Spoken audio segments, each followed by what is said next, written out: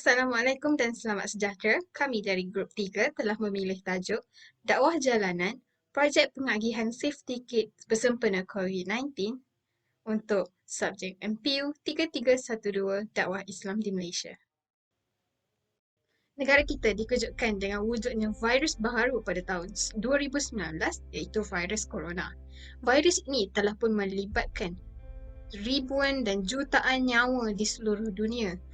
Dan Malaysia pada hari ini terlibat sama dalam dijangkiti virus ini. Hari demi hari, kes di Malaysia telah pun melibatkan ratusan nyawa dan pada hari ini, kes di Malaysia masih lagi tidak dapat dikurangkan. Jadi kami dari Grup 3 berasa bertanggungjawab untuk menyebarkan dakwah kepada rakyat Malaysia berkaitan kepentingan untuk menjaga diri mereka daripada terkena virus ini. Sebagai satu langkah daripada dakwah yang kami sampaikan, kami telah pun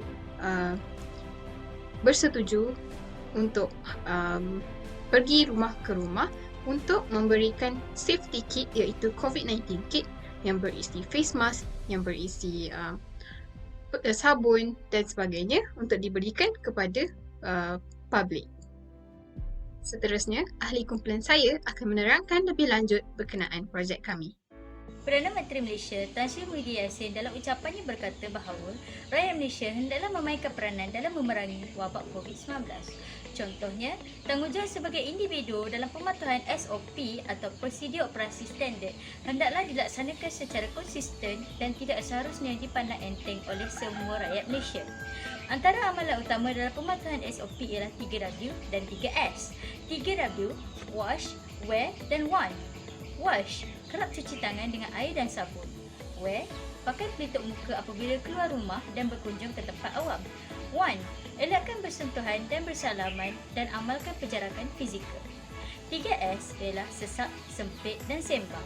Elakkan tempat yang sesak, elakkan tempat yang sempit dan elakkan bersembang secara dekat-dekat. Seperti yang dinyatakan oleh Perdana Menteri, tanggungjawab individu adalah penentu kejayaan negara dalam usaha bebas dari COVID-19. Justru, rakyat hendaklah menitik beratkan tanggungjawab individu dalam usaha memutuskan rantaian COVID-19.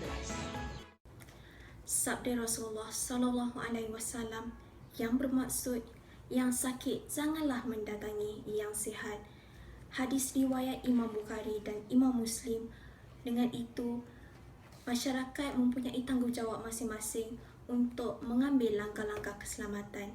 Dan bukan itu sahaja, Nabi SAW telah memerintah orang yang mempunyai wabak untuk tidak keluar daripada kawasannya dan orang yang sakit tidak memasuki kawasan yang berwabak. Itu sahaja.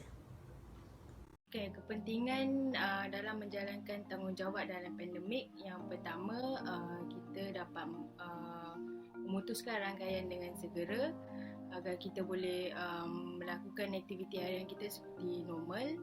Tak perlu, maksudnya boleh nak pergi melancong, tak perlulah ada sekatan atau sebagainya. Dan yang kedua, kita dapat membantu baris hadapan. Mereka pun tak perlu dah duduk dalam cuaca panas untuk tahan kita, tanya kita nak pergi mana apa semua. Dan yang terakhir, kita dapat membantu orang yang memerlukan. Jadi, apakah kesan sekiranya kita gagal dalam menjalankan tanggungjawab masing-masing untuk memerangi pandemik? Seperti yang kita semua tahu, kes di negara kita semakin meningkat secara mendadak dan telah mencecah sehingga 3,000 kes. Itu adalah disebabkan oleh kelalaian kita dalam menjaga tanggungjawab di musim pandemik.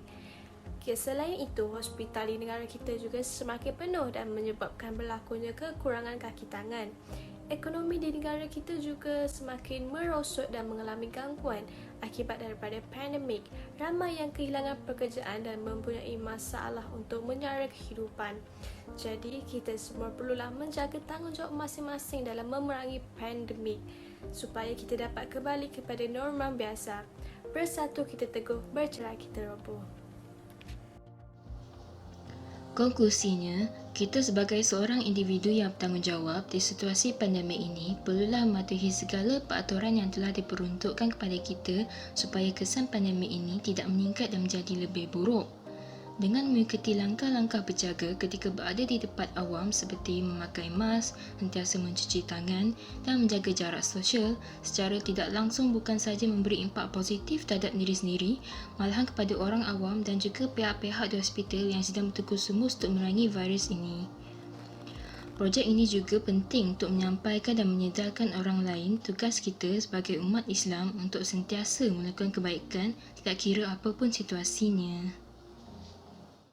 Pada 6 Januari 2021, saya telah pun pergi ke salah satu pusat tahfiz di Kuantan, Pahang untuk menyerahkan safety kit kepada anak-anak tahfiz. Malangnya, anak-anak tahfiz tiada pada waktu tersebut kerana mereka sedang bercuti sekolah. Jadi, saya terpaksa menyerahkan safety kit tersebut kepada penjaga tahfiz tersebut dan penjaga tahfiz tersebut akan menyerahkan COVID-19 kit tersebut kepada anak-anak tahfiz apabila sekolah telah dibuka.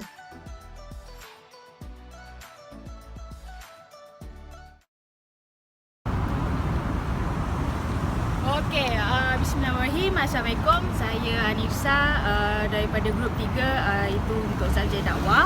Okey, hari ini memandangkan PKP kita dah tak boleh keluar, so saya and the gang berniat nak bagi COVID kit dekat foreigner. Target saya untuk foreigner sebab saya pernah ada pengalaman saya naik MRT, saya lihat foreigner tu diorang hanya pakai kain mask tapi yang jahit.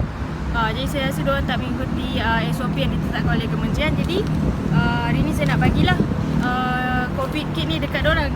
Target saya kat sini guard dekat rumah. Okey. Dalam ni ada untuk lelaki, saya bagi mask, and then saya bagi pencuci sabun. Sabun untuk diorang boleh cuci tangan ni.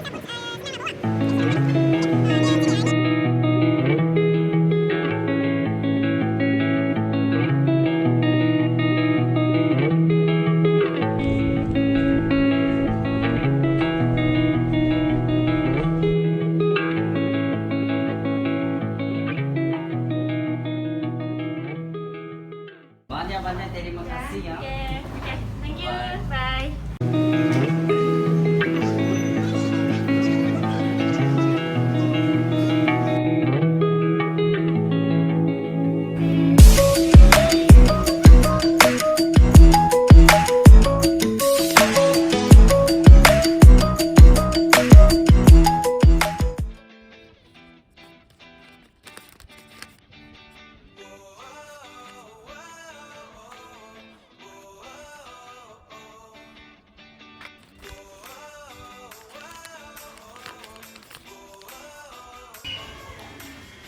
Hari ini saya akan menyerahkan safety kit ini kepada jiran saya.